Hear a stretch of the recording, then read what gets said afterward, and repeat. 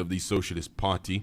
Good morning to you. Welcome to the show. Good morning. Thank you very much for hosting us. All right. We also have Dr. Cosmas Musumali, who is the Secretary General and the first Vice President of the Socialist Party. Good morning to you, Doc. As usual, appreciated, and a good morning to our viewers and listeners. All right, thank you very much for joining us. Dr. Membe, we didn't have you with us last week. We're informed that you traveled out of the country for something interesting. Just give us a brief of what was going on last week. Yes, I was in Ghana to attend the Pan-African Congress commemorating the 80th anniversary of the Manchester Pan-African Congress that was held in 1945, which was the 5th Congress. And after attending that Congress, I'm absolutely convinced that without a Pan-African commitment, it will be very difficult to address the economic and social problems of our highly balkanized continent of Africa. Pan-Africanism, in my view, is the only way and the shortest way for Africa to solve its problems. There is an urgent need for us to fundamentally change the colonial and neo-colonial legacy of balkanization. Pan-Africanism is, in my view, a political program against balkanization, and it is dynamic. It cannot be limited to this or that thing. We must nationalize Pan-Africanism. We must nationalize internationalism in general. And listening to what is going on in the Sahel, that's Burkina Faso, Mali, and Niger, it's very clear to me that there's a serious Pan-African agenda going on in that region of our continent that deserves our support, that deserves our solidarity. It is about sovereignty. It is about patriotism. Today, the Sahel is the vanguard for patriotism and sovereignty on our continent. And that's what we need to move forward as a continent. There's need for us to fully understand that colonialism and capitalism in general is a social system that is not only economic, but also social. We also need to understand the structure of neocolonialism and its injustices for us to be able to move forward. So it was an interesting Congress. There are serious battles that are being fought today on our continent. We have the battle of ideas, we have the battle of emotions, in which our people have to engage and triumph. So there was quite a lot that went on, and we made our speech, which was well received, and I think it circulated even here. Right.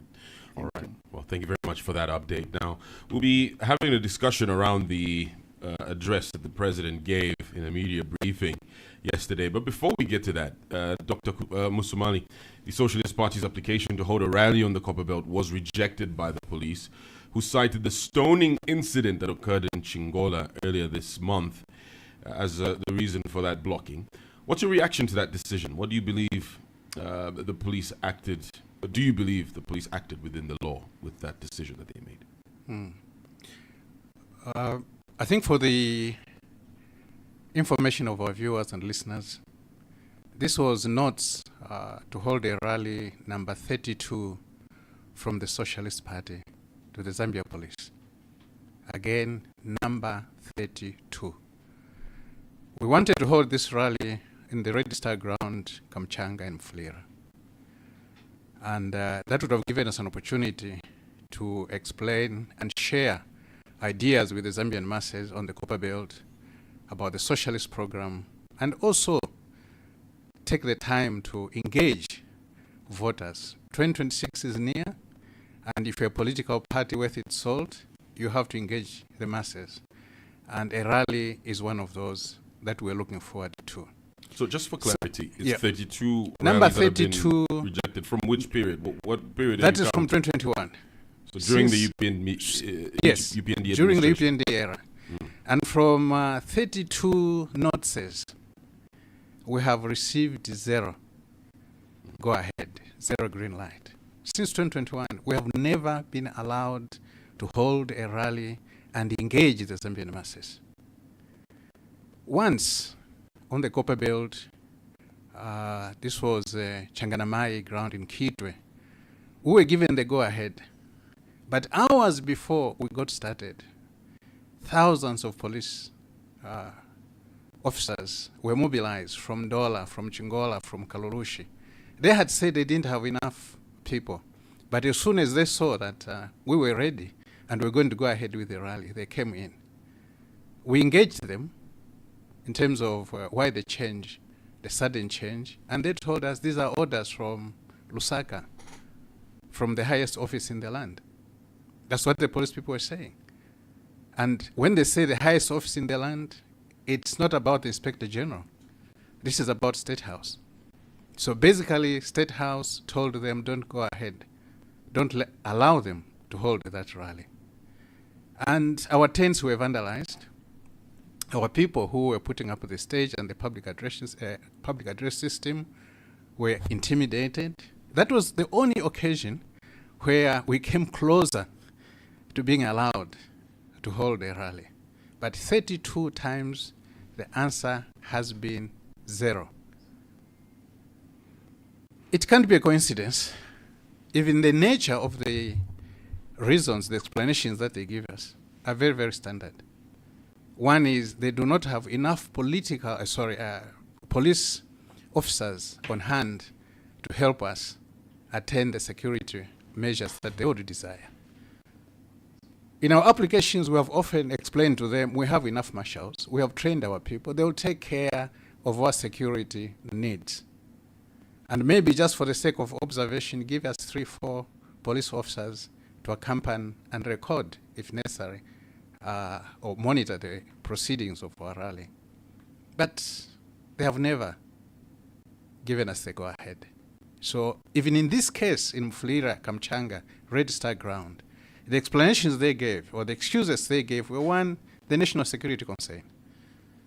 And the topmost of the national security concern was what had happened in Chingola, the stoning incident when President Hakainde was that side. Do you think they're justified if a whole head of state would be... It's a cheap lie. Have a stoning incident? It's a cheap lie. How many stoning incidents have been there? How many times has President Mbembe here been attacked? How many of our people have been molested? We still have injured people. By elections that we have held, a good number of them, our people were not just intimidated, but property was lost. Has that stopped the UPND from holding rallies? No, they haven't. So why is the life of a single person, regardless of the position they hold in society, more important than the lives of other people that are being maimed, that are being attacked? So it's a lame excuse. There was a stoning in Chingola, and evidence is coming out. These are UPND people who were doing it, no one else. They have been very violent. We have seen that violence here in Lusaka several times, and we have recently seen it in Kabwe, in Central Province. So is the UPND not going to hold rallies from now on because given Lovinda was attacked and abducted? Is that going to be the situation? Zambians are not dumb. They are reading through. And the Secretariat itself of the UPND had at one time said that this nation is on a crisis and will not allow opposition political parties to go ahead and hold their rallies. Unfortunately, we have seen that at times they have allowed 1 or 2 of the opposition political parties to hold the rallies. So there's partiality also. There's a selection process. And for the SP, we feel actually that for the 4 years of the UPND have not worked for us. They are destroying opposition political parties because our job is to engage the people, to talk to the masses. And if we are told, we are given excuses that there's no police force, or it's the police officers to help us go through that, even if we have our own capacity to protect and ensure that the rallies are going on smoothly, then we'll never be there. We'll never get there. So again, it's unacceptable that in 4 years, not once are we allowed to go ahead. You see, the other issue is it's a notice that we give. It's not really technically a requirement. We are not applying. We're just supposed to be giving a notice, this is going to go ahead. But they are misusing that. They are misusing the Public Order Act, one that they criticized when they were in opposition, to ensure that there's no credible opposition that comes up that is listened to by the masses of the people. And they told us in the letter also that officers were attending a conference in Ndola. They told us in that letter that a lot of the officers were engaged in the voter registration exercise. But that's exactly one of the issues we wanted to talk to the people. Through that rally, we wanted to mobilize the people to go and register. Of course, to go and vote out the UPND government in 2026. And that's their fear. Any rally that is allowed today is about mobilizing support to ensure this government gets out of power. And they're scared of that. And that's why they're stopping those rallies. It has nothing to do with the national security concerns. Now, many observers believe this decision reflects a shrinking democratic space in Zambia. How would you describe the current political environment? And do you feel the opposition parties are being treated fairly? In fact, maybe to add on to what Comrade Cosmas has said, it was not us who were stoned in Chingola. It was Mr. Hichilema who was stoned in Chingola. It was not us, the people of Chingola or the Copper Belt, against. It's Mr. Hichilema they're against. But Mr. Hichilema has been pushing himself on them, forcing himself on them. Regardless of how much they don't like him, they resent him, he has been going there. But he has not allowed us to go there and mix with these people. Today we can go and hold a rally in Chingola. None of those people who stoned him will come to stone us. None of them. We have no issues with them. They have issues with Mr. Hichilema and his government. The Chingola incident cannot be used as a scapegoat for suppressing opposition rights and fundamental rights for that matter. What happened in Chingola was a clear expression of public frustration with the poor governance of Mr. Hichilema. It has nothing to do with the Socialist Party or any opposition political party. A government that fears the people, that fears its own people, that tries to run away from its own people, cannot outsource its leadership failures to the opposition. The police reasons for denying the rally are logically and administratively totally unsound. None of the explanations such as security, conferences, or voter registration meet the constitutional threshold required to restrict freedom of assembly. They read like excuses, and indeed they are excuses created to fit a predetermined political position, political agenda of Mr. Hichilema. Mr. Hichilema does not want us to hold a rally on the Copper Belt or anywhere in this country. How many police officers are on the Copper Belt? The Copper Belt province has thousands of officers across several districts. To claim that every officer is unavailable is an insult to the public intelligence and exposes an attempt. Or attending a conference in Ndola. Attending a conference. A conference, how many police officers does a conference have? What is clear is that trying to use the police, to use security as an excuse to deny us our fundamental rights. The conference in Ndola cannot require the full deployment of Copper Belt police units. It can't. If such a conference did exist or did take place, it is reckless and irresponsible to withdraw security from the entire province simply to stop one rally. No professional police service would ever operate in that manner. And I don't think this police force or police service has reached that level of unprofessionalism to operate in that manner. Yes, they've got weaknesses, but it hasn't reached that level. The situation was being used to deal with us. If all officers in Ndola who were policing the rest of the Copper Belt were at that conference, what would be the situation on the Copper Belt? Are Kitwe, Chingola, Mufrira, Luancha, Chirabombe, Karusha, Rufanyama left unprotected? Should they be left unprotected? Is that sensible? The explanation is not only deceptive, but also dangerous, and it exposes a lie behind the justification. They have run out of reasons. They are becoming more and more unreasonable in their justifications. Using the voter registration exercise as an excuse is contradictory. We were asked by ECZ as opposition political parties to participate in mobilizing people, the Zambian masses, to register as voters. I did personally ask ECZ, the entire ECZ leadership, both the commissioners and the management, what will be the status of the Public Order Act in this exercise you have asked us to participate?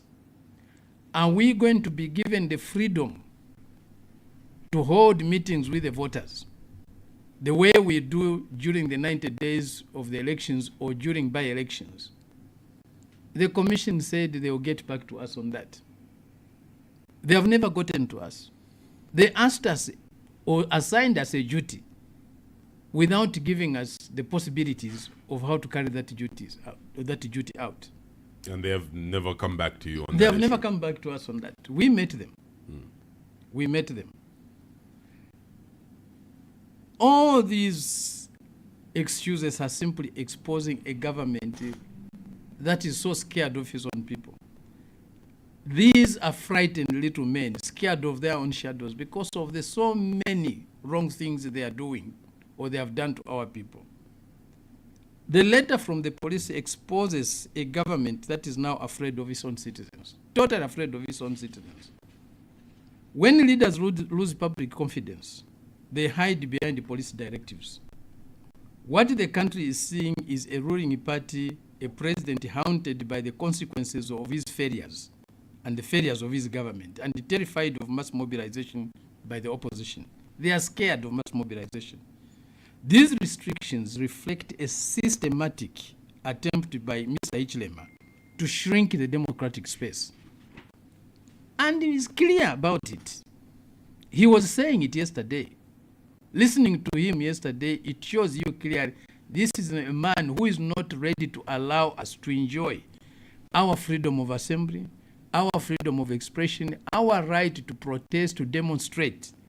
He doesn't see that as a right that should be protected, even though he sought to defend and protect the Constitution. Instead of strengthening the rule of law, Mr. Hichilema is using administrative excuses to silence us, to silence dissent, not only of the opposition political parties, now even of the church and the traditional leadership. This is how dictators begin. They begin with small calculated denials that eventually become normalized. The police are being used for political convenience. They are just being used. Zambia's police service is now being turned into a private militia of Mr. Hichilema and the UPND. This should not be allowed. This should not be tolerated. The mandate of the police is to protect all of us, including us in the opposition. We have the right to assemble. We have the right to mobilize. We have the right to engage the public. No government that believes in democracy can behave the way this government is behaving, can fear the opposition parties to hold political rallies or meetings. The truth is simply, Mr. Hichilema knows the public mood on the Copper Belt has turned against him. Instead of listening to the people, he's resorting to cowardly tactics to silence alternative voices, not only of the opposition political parties, but also of the church today and civil society in general. This is unsustainable. This is undemocratic. And this is an assault, a dangerous assault on Zambia's constitutional order. One who believes in the rule of law cannot behave this way. Mr. Hichilema should not turn his fears of the people on us. He has issues with the people. We don't have issues with the people. He's forcing himself on the people. We are not forcing ourselves on the people. If the people didn't want us, Mr. Hichilema wouldn't stop us from holding rallies, because he would know that the people will reject us and chase us away. Now he's even threatening using cadres, UPND cadres, mobilize them to attack those who are trying to protest peacefully, those who are trying to exercise their democratic right, their constitutional right. What type of a person is this? And there's too much gaslighting. on his part. His own fears is trying to project them on us. What are some of those fears? He's scared of the people. He's scared of the people. And he thinks the people are against everyone. Eh? They are not against us. What have we done against them? Are we the ones responsible for the high cost of living? Are we the ones responsible for the high load shedding? Are we the ones responsible for the high unemployment levels? Are we the ones responsible for cholera arising from poor water and sanitation? Are we the ones responsible for all the problems our people are facing today? We are not. He is more responsible for those issues. He promised heaven to our people. He has failed to deliver even purgatory to our people. And is scared today. He doesn't know how to explain or to get away from the promises he made. He told them load shedding is the thing of the past. He's got better brains. He has sorted it out. Barry will fix it. Barry will fix it. What has he fixed? What has he fixed? Today he's dividing this country in a manner that we have never seen before. His whole talk is about regionalism, tribalism, hate against who? Who hates him? He's the one who hates people. As I've said, he's gaslighting in everything. He's gaslighting in regionalism, he's gaslighting in hatred, he's gaslighting in tribalism. Okay, let's circle back to the Copper Belt. Now, at the rally that you were meant to have, you were expected to address key issues affecting the Copper Belt. What messages or solutions were you planning to present to the miners, youth, and business community in that region? Dr. Musumani. So, the Copper Belt is one, if not the most strategic province of our country. A lot of jobs are created or supposed to be created on the Copper Belt. Mining, which still is the biggest pillar in terms of foreign exchange earning, is mostly conducted on the Copper Belt. You can add Northwestern Province now. If you talk of the history of Zambia in terms of workers' organizations or trade unions, the Copper Belt was always a leading force. You can't write the history of Zambia from the political angle, economic angle, social, cultural, without bringing in the Copper Belt. It's a very, very strategic province for this country. But the Copper Belt of today has got hundreds, thousands, millions of young people that wallow in unemployment. Unemployment is the number one agenda on the Copper Belt. And we feel that there are opportunities for creation of more sustainable jobs for our youth on the Copper Belt. And this can be done in several ways and also in several sectors. One of the critical issues that has been there is that our youths are more or less looking around, going to the waste dumps, the ones that are called by several names, Black Mountain and all that, and trying to earn a living. The best a government can do is to sit down with the people, with the local government authorities, and find a way how to deal with genuine concerns, employment concerns of the young people. The young people feel deceived. When the UPND was in opposition, it promised them solutions to their problems. The UPND said the day that we get into power, the issue of the Black Mountain, the issue of youth unemployment will be resolved. 4 years is gone, they haven't seen that. And if anything, the elite that we have today in the UPND, the friends to President Hakainde himself, and their supporters, are the ones that have dribbled these young people. They are getting concessions, they are getting contracts that deal with the waste dumps of mining. And the young people are aware of that. They are annoyed.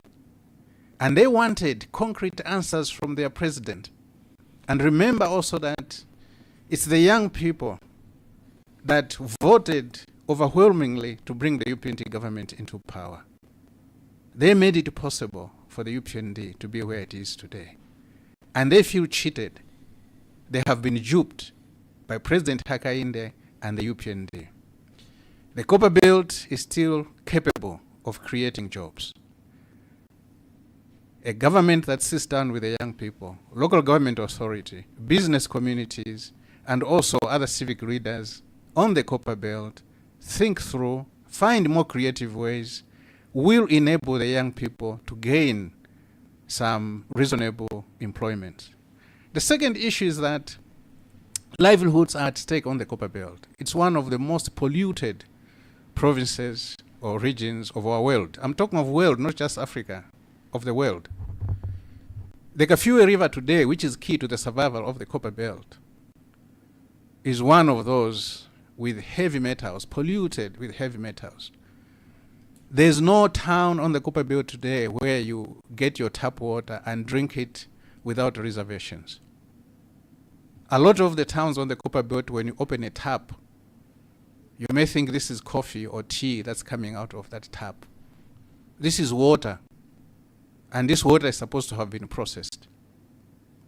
The sanitation on the Copper Belt is pathetic. We are talking about an infrastructure that was put up in the 1950s, most of it, and then some of it in the early and mid 1960s, and a smaller proportion in the 1970s. That's the infrastructure that's holding today a population that's 4 times bigger than during that time. The Copper Belt has been neglected. And there's need to re-engineer, to rewire how the Copper Belt is going to move forward. The Copper Belt does not have what you may call significant processing, value-added industries. It doesn't have. Yes, of course, you have the zones that are being put up today, Chambeshi and a number of other areas, that are supposed to assist in value addition. But value addition goes beyond the issue of coming up with export zones or multi-facility processing zones. It goes beyond that. Value addition starts when you are in Kapoto there. What value addition are the people in Kapoto undertaking? What value addition are the people in Lufanyama, in Masaiti, in Mpongwe, in Kafulafuta? What are they adding? What are they doing to process, for example, their agricultural products? And it's from there now that you build a chain, a value chain to the retails, to the markets. That's not happening on the Copper Belt. We wanted to engage the people on the Copper Belt about this issue. How do you diversify? How do you add value to the products of the Copper Belt? There's the issue of labor. Labor is the one that creates wealth. Without the workforce that is there today, no company could survive on the Copper Belt. But our people on the Copper Belt, those that are employed, those that we call workers, are being treated like trash. Some years back, being a miner was a dignified position. You were proud to be called Washimine. That's not happening today. You can't survive from your salary as a miner. You have to run a cantemba somewhere. Your wife has to ensure they are preparing and selling to Matumbua. You have to hustle a little bit with second-hand clothing. That's a dire situation on the Copper Belt. Crime and other vices are rising in the towns on the Copper Belt. If you talk of the youth on the Copper Belt, it's a lost youth. Randomly take 100 young people below the age of 18 and talk to them in English on the Copper Belt. I'll be surprised if 5 of them can respond to you eloquently. this malaise, this failure is affecting the knowledge, the skills of our young people. The Copper Belt is producing young people that eventually become dysfunctional in society. They are unemployed, unemployable. The situation is incredible. The Copper Belt degenerated into a mafia organized society. Not just the language, not just the business dealings, the transactions, and politicians have fueled this. They turned the Copper Belt into some disorganized, reckless, and a place where wealth creation was not following what you may call the normal channels.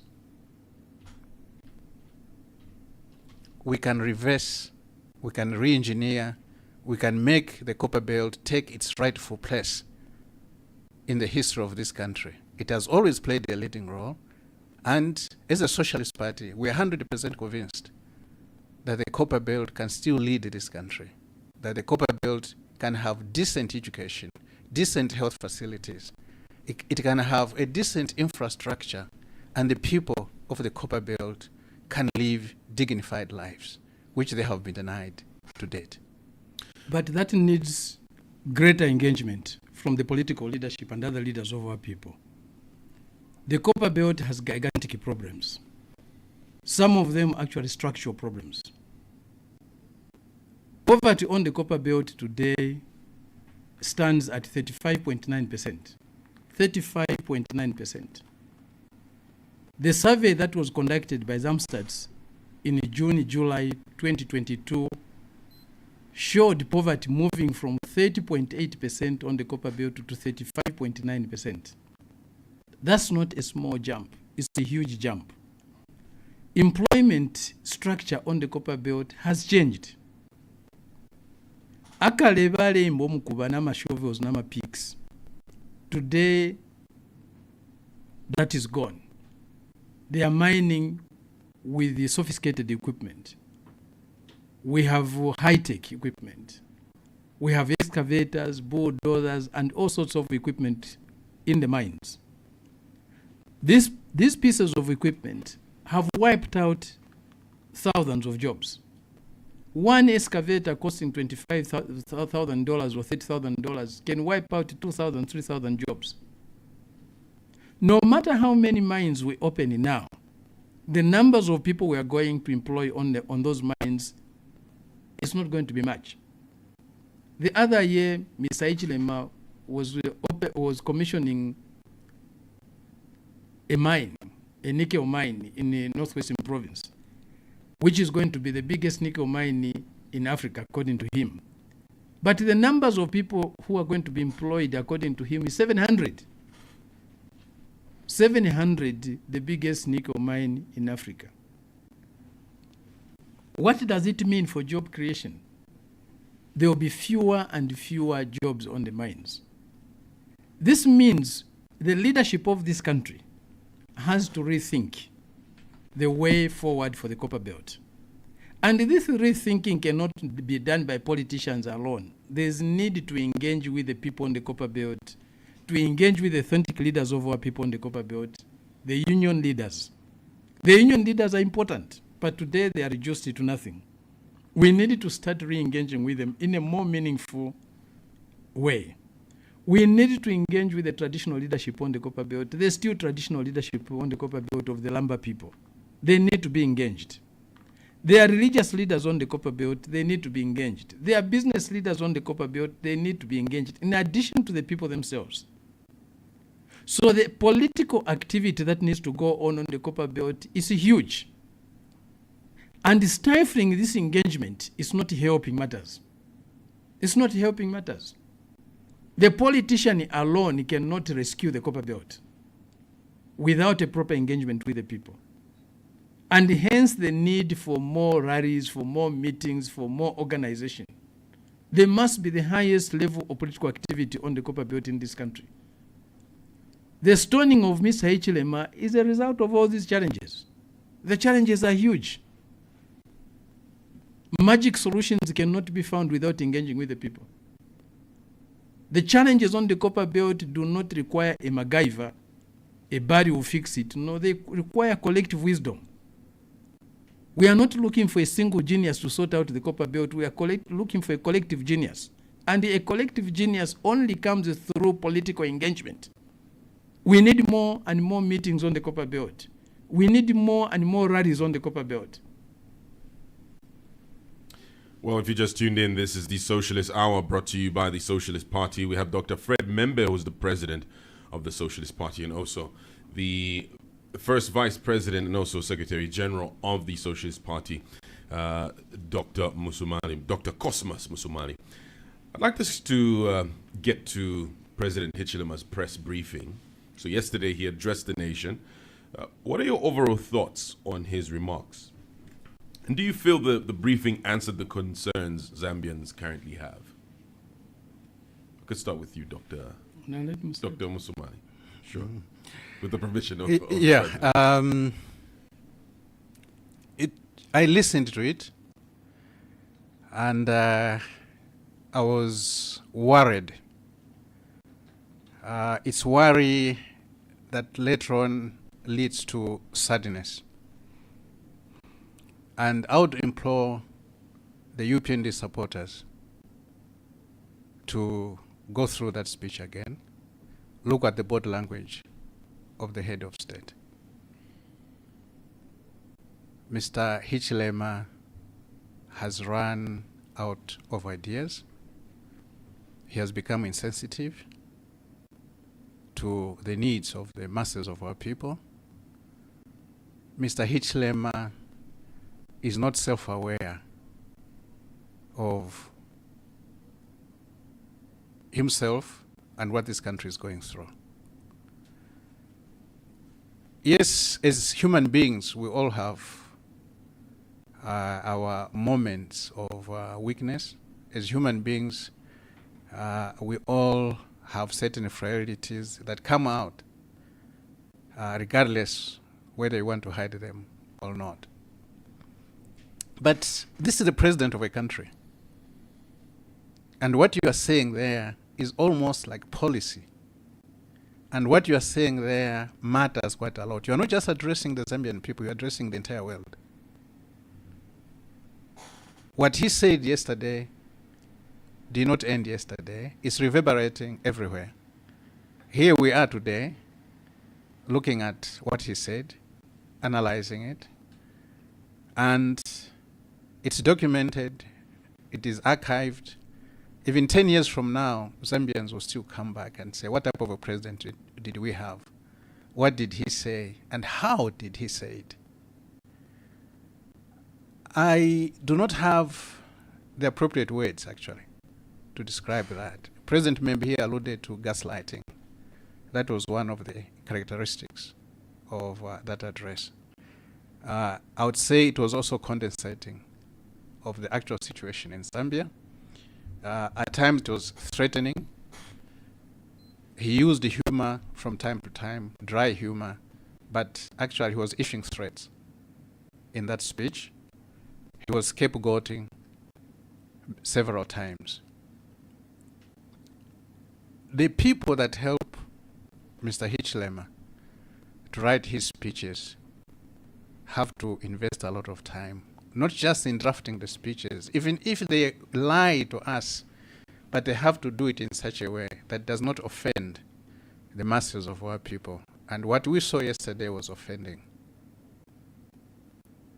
We have a president, we respect the office of the president, but the president is not there to treat us as if we were so dumb, as if we don't think, as if the complaints of the Zambians have no validity, and this is about self-pity. That's exhibiting to this country. That will be sort of my overall take on that. We can go step by step, and in terms of statement by statement, that will take the whole day. But the president has failed the masses, and one of his lowest points was yesterday. Dr. Membe. I felt very sad watching the speech. It was also frightening. frightening, shocking. Words that I heard yesterday, narratives that I heard yesterday coming from a head of state is dangerous. Where did the fright? What The part of fright the is speech made you the- get frightened? He's resorting to regionalism, he's resorting to tribalism, is becoming deeper and deeper. He's pretending to be against tribalism when he's actually taking a trench in it. He's trying to preach national unity in a very fake way when he's actually preaching division. Okay, so when it comes to tribalism, I know it's a very sensitive topic. So, what exactly did he say that made you feel that way? All those who are opposed to him, all those who are critical of anything that he does, they are simply doing so because of where he comes from. And he did not choose to come where he comes from, to be born where he was born. We all know what this means. And it's not the first time he's saying this. But he's saying it much more boldly now, more brazen. He's becoming more and more brazen about it. Again, this is the issue of gaslighting. He wants to pretend he is a victim of regionalism, is a victim of tribalism. They are opposed to his constitution amendments because of where he comes from, who he is. Others who come from other places were allowed to make constitutional amendments. Everything he sees it in the light of regionalism, in the light of tribalism. He says, he continues accusing a certain group of our people that he doesn't mention of thinking they are the only ones entitled to be leaders of this country, to be president of this country. Who are those? Certainly, these are not people from Southern Province. Certainly, these are not people from Western Province. Certainly, these are not people from Northwestern Province he's talking about. Certainly, these are not people from the southern part of Central Province he's talking about. It leaves just two regions of our country. Those are the people he's talking about. And is no longer limiting it to the politicians. He's accusing even the clergy of this regionalism, of this tribalism, of this hate. Everything he sees it in terms of regional hate for him, in terms of tribal hate for him. When a head of state resorts to that type of language, it's frightening. What is he telling the people from the region where he comes from? Isn't he building a certain sense of insecurity in them? Isn't he trying to mind condition them that when he's no longer there, nobody will protect them? They will not be able to even speak their language, as he continually reminds us. He talks about injustices only to his own political and regional group. He doesn't see the injustices committed against other people. And why should injustice be regionalized, be tribalized? Injustice is injustice. For all. We have repeatedly said this country is not going to be a good place for any of us to live in, if it's not a good place for all of us to live in. What Mr. Hichilema is preaching is tribalism. What Mr. Hichilema is preaching is regionalism in a reverse way. As if he's not, the way he tries to take it, as if he's dealing with people who don't think. He's dealing with fools who can't see what he's saying. He's preaching one Zambia, one nation in one region of the country. In the other one is preaching entrenchment, defensive positions. If you don't defend yourselves, if you don't support me, you are in trouble. You'll be threatened. We saw that with the Afrikaners. We saw that with the Afrikaners. The Boers. We saw it in apartheid South Africa. We saw it with the Rhodesians, the white Rhodesians in what is now Zimbabwe, in southern Rhodesia. We saw it. That was the behavior. We are seeing it with the Zionists. That's what the Zionists are doing to the Jewish people. We have seen this. Hichilema is not detribalizing our politics, our national life. Is actually tribalizing it. Is entrenching regionalism. And this is seen in his appointments to government positions and state positions. We have reached levels of such imbalances which cannot be justified, even by statistics of the populations of our country. If you look at the ethnic composition of our country, the structure of the ethnic composition of our country, and the deployment in the public sector, it doesn't match. It doesn't match. It doesn't tie up. People are not fools. They are seeing this and they are feeling it. We want national unity, not the gaslighting of Hichilema. There is no leader who has divided our country in the way Hichilema has divided it. He was referring to Kaunda without saying that they said that you divide the country. Kaunda was right. He warned us about the dangers of this man. And this warning is ringing in our heads today, in our ears today. And is correct. Hichilema, he's a danger to this country. He has divided our country in a manner that has not been divided before.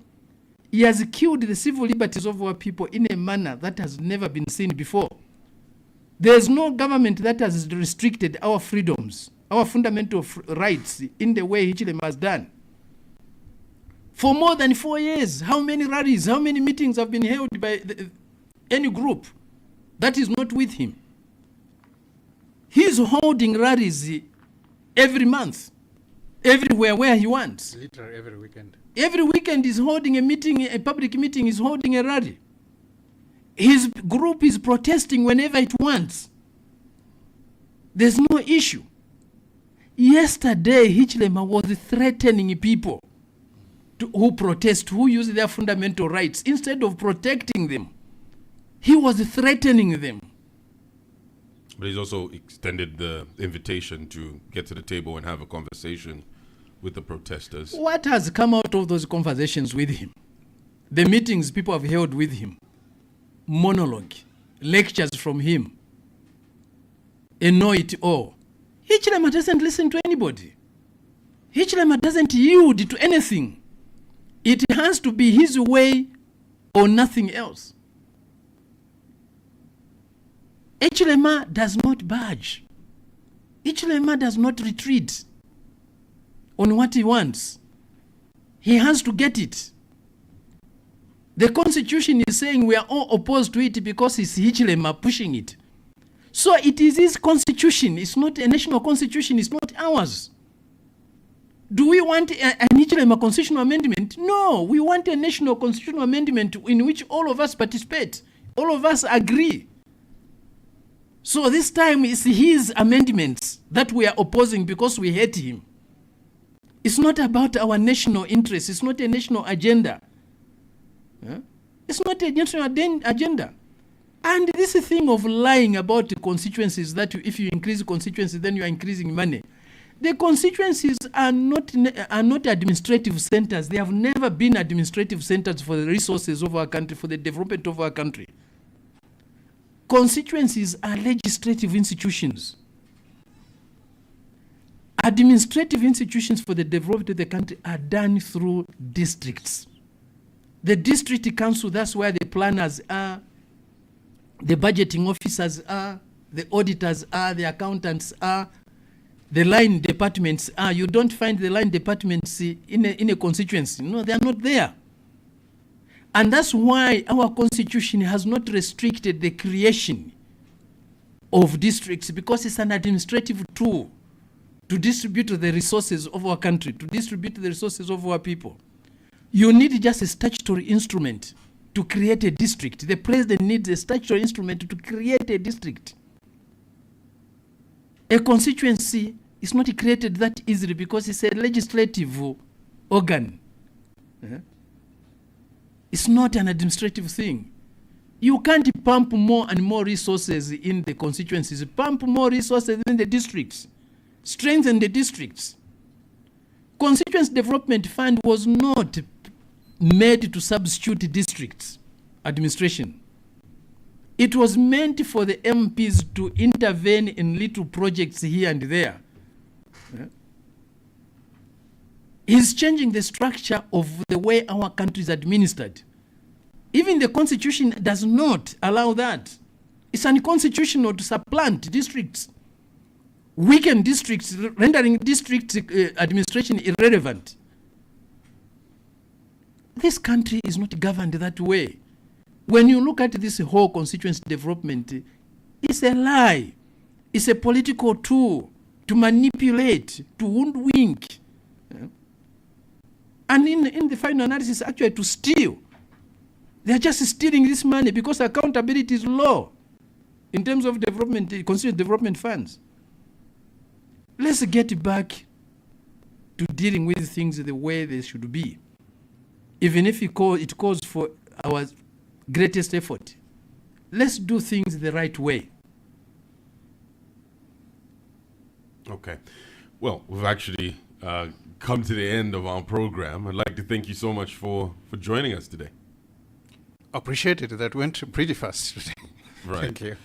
Okay. Well, look out for the next edition of the Socialist Hour. It comes to you every Wednesday here on Hot FM. The show is brought to you by the Socialist Party. My name is Chisha Mwambe. I've been your host. I was speaking to Dr. Fred Membe, who is the president of the Socialist Party. Also had the Secretary General and First Vice President, that's Dr. Cosmas Musumali, also from the Socialist Party. Thank you very much for listening. And again, look out for the next edition of the show next Wednesday. Stay tuned to Hot 87.7. The views expressed on the Socialist Hour are those of the Socialist Party and its guests, and do not necessarily reflect the opinions of Hot FM or its affiliates.